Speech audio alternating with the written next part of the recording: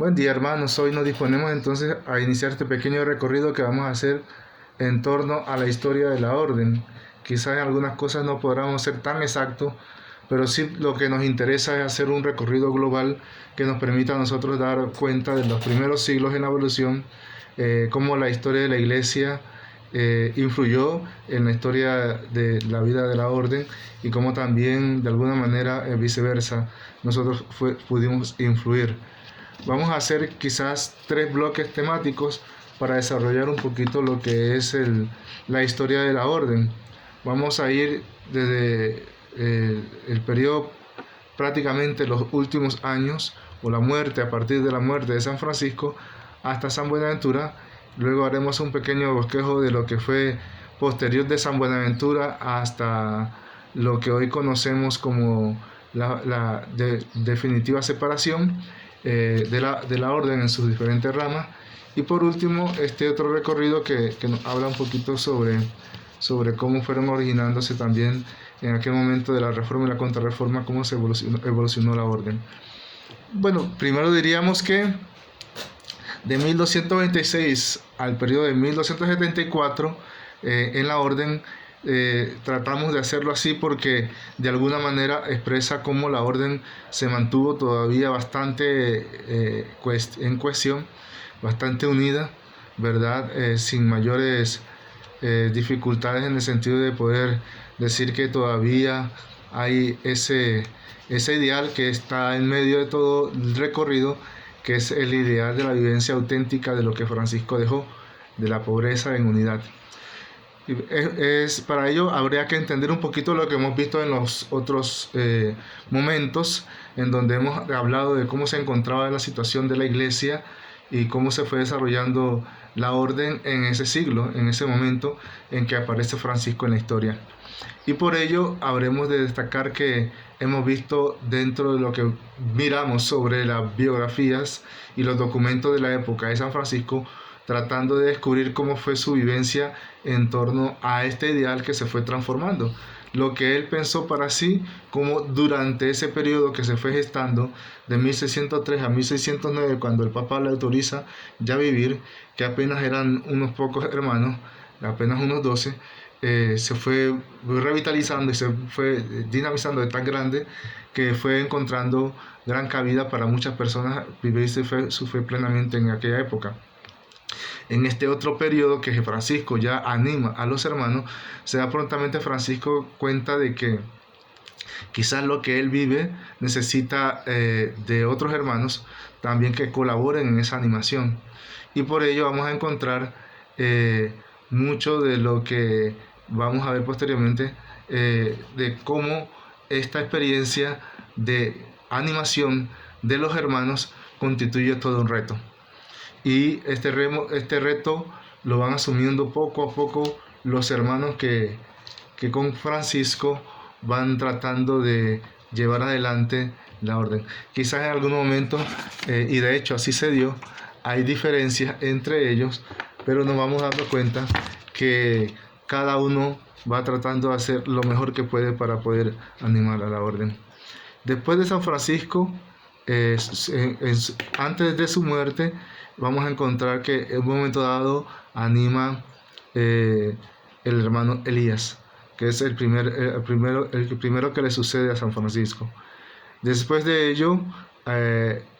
uno de los primeros que anima, le sucede Juan de Parenti, que va de 1227 a 1232. Era un fraile de Florencia y que trata de llevar adelante este cargo que se le asigna. Luego viene un periodo donde el hermano Elías, que es el sucesor primero de San Francisco, tiene un segundo periodo. Y para entonces la orden va evolucionando y, como ustedes verán, al principio aparece hermanos en la administración y en la animación de la orden. Pero eso fue al inicio, en donde los hermanos que entraban no interesados de dónde procedían, simplemente que todos en su mayoría, ¿verdad? Fueron con este espíritu entrando a la orden. Pero pronto entraron sacerdotes y junto con los sacerdotes el deseo de poder estudiar y prepararse lo mejor posible, y se fue poco a poco lo que llamamos nosotros clericalizándose la orden, que ya no solamente participaban en animación los laicos, sino también fueron animando también hermanos clérigos, pero se fue haciendo tan creciente y tan preponderante que poco a poco nos fuimos distanciando de ese ideal primigenio donde todos consideramos que éramos hermanos, y que poco a poco se fue como institucionalizando y entrando la vena que ya existía en el mundo en torno a ese elemento que fue configurándose. Y pronto se van a dar conflictos entre ellos, ¿verdad? Y entre esos conflictos aparece una rama que radicalmente quiere vivir ese espíritu de Francisco, como ese espíritu de la pobreza y de la sencillez. Y prontamente surge una problemática, y la problemática es: ¿cuál es el auténtico legado de San Francisco? ¿Cuál es la forma que los frailes deben de poder llevar adelante para constituirse y ser fieles al Evangelio que Cristo nos dejó y a la manera de Francisco? Por ello van surgiendo dos facciones: los que piden, porque ya hay un momento que cuando San Francisco viene de Damieta, de su expedición en la cual va y visita al sultán el Kamel, cuando él regresa se da cuenta que hay hermanos que ya han tenido la autorización del alcalde de su ciudad y lo que es una estructura para guardar libros y para la enseñanza, a lo cual Francisco se opuso, porque él manifiesta en la regla de que quien manifiesta pues realmente su deseo al viva voz de que quien tenga un oficio que lo ejerza, y el que no tenga que aprenda uno, pero no habló de aquellos que quisieran tener la posibilidad también de estos estudios. Y bueno, ya 4 años después de su muerte, tiene que intervenir el Papa Gregorio IX, y con una bula que se llama Coelum Gatti, quita la fuerza obligatoria al testamento. O sea que las dos facciones, tanto los espirituales o celantes y la comunidad, estaban en pugna ya en vida de Francisco, pero al morir Francisco esto se agudiza más, y llega un momento dado en que dice: bueno, aquí para poder vivir el espíritu de Francisco hay que seguir también la regla, no solamente hay que seguir la regla, y este grupo de los espirituales dice que no solamente la regla, sino también el testamento, específicamente en la parte que pide y tiene que ver con este nivel de la pobreza. Entonces, los primeros hermanos de Francisco que trataron celosamente de resguardar eso, van creando un movimiento, y muchos otros también ven con mucho entusiasmo esta corriente, de manera tal que prontamente salimos en pugna dentro de los hermanos. Y vamos a encontrarnos entonces que a raíz de eso, el tema de la pobreza y el tema de asumir el testamento como también algo jurídico fue una de las luchas entre estas dos facciones, la comunidad y los espirituales.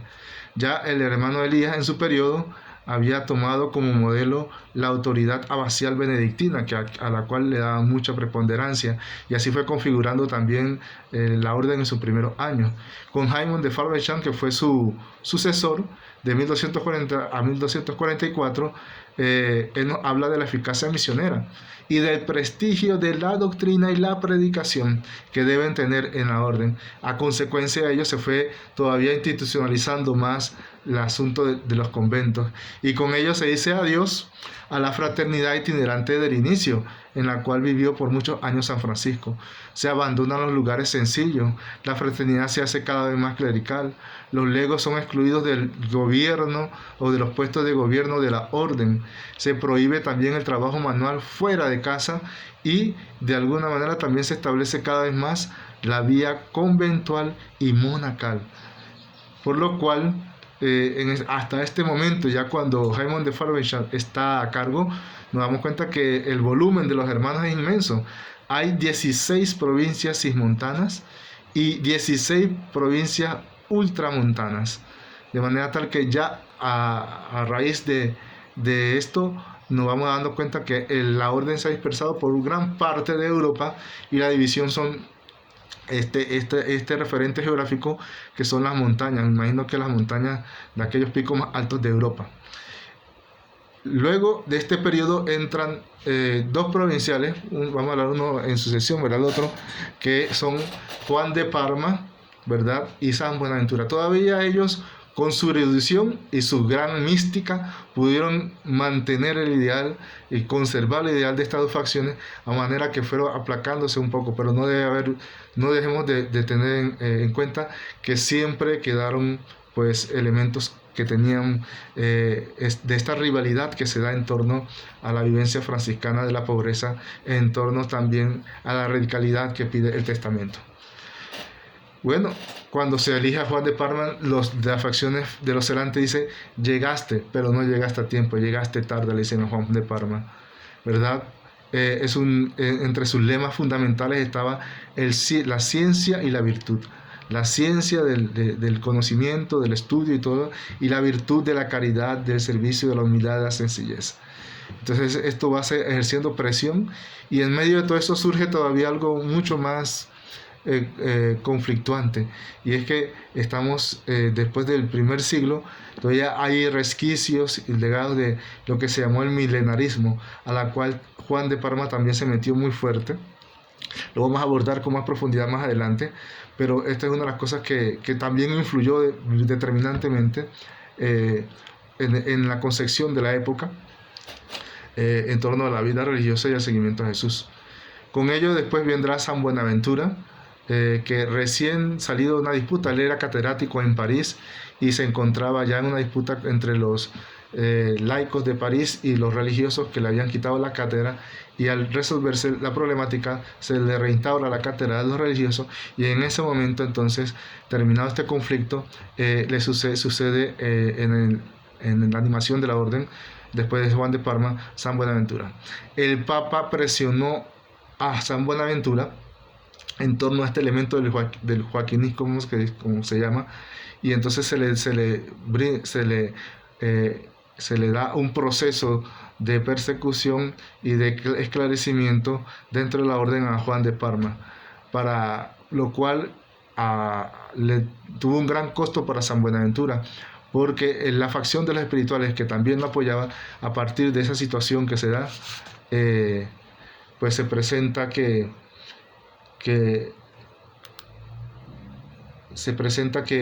en ese momento cae como en impopularidad con los celantes. Vamos a dar este primer bloque aquí y nos vamos a permitir hacer otro más para poder desarrollar el siguiente momento que vamos a abordar.